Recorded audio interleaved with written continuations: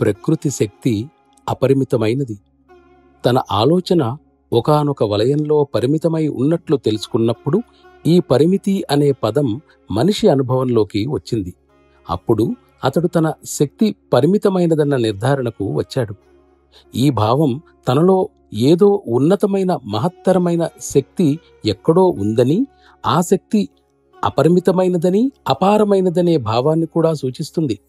మనం ఉన్న రంగం చాలా సంకుచితమైనది అనుకున్నప్పుడే ఈ ద్వంద్వ భావం ఉదయించింది. ఈ భావాన్ని మనసులో నుండి తొలగించుకోగలిగితే అప్పుడు మనకు పరిమితులు ఉన్నాయి అనే భావన పోగొట్టుకునే అవకాశం ఉంది. కొంత ఆధ్యాత్మిక ప్రగతి సాధించిన తర్వాత ఇది ఎలాగో జరిగేదే.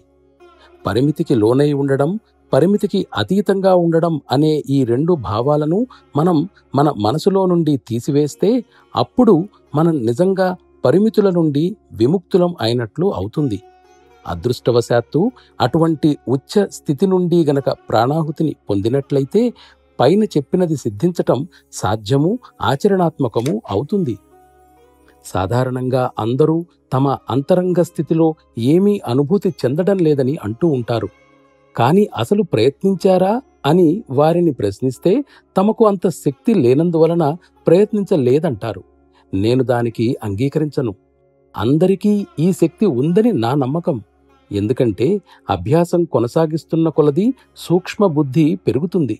వాస్తవంగా వాళ్ళు తమ వృద్ధి చెందిన ఈ సూక్ష్మ జ్ఞానాన్ని దీనికోసం ఉపయోగించక ఇతర విషయాలకు ఉపయోగిస్తూ ఉంటారు.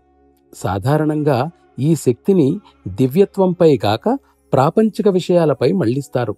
తత్ఫలితంగా ప్రాపంచిక బంధాన్ని మరింత దృఢంగా చేసుకుంటారు. నిజానికి వారు ఏ త్యాగం చేయడానికి ఇష్టపడరు. సత్తత్వం కోసం వారిలో నిజమైన తపన కూడా ఉండదు. వాళ్ళు చేస్తున్నట్లు నటించేది కేవలం వినోదం కోసం లేదా వారి కుతూహలాన్ని తృప్తిపరుచుకోవడానికి మాత్రమే. ఇటువంటి పరిస్థితుల్లో కూడా సాధ్యమైనంత వరకు సహాయం చేయడం నా ధర్మం అనుకుంటాను.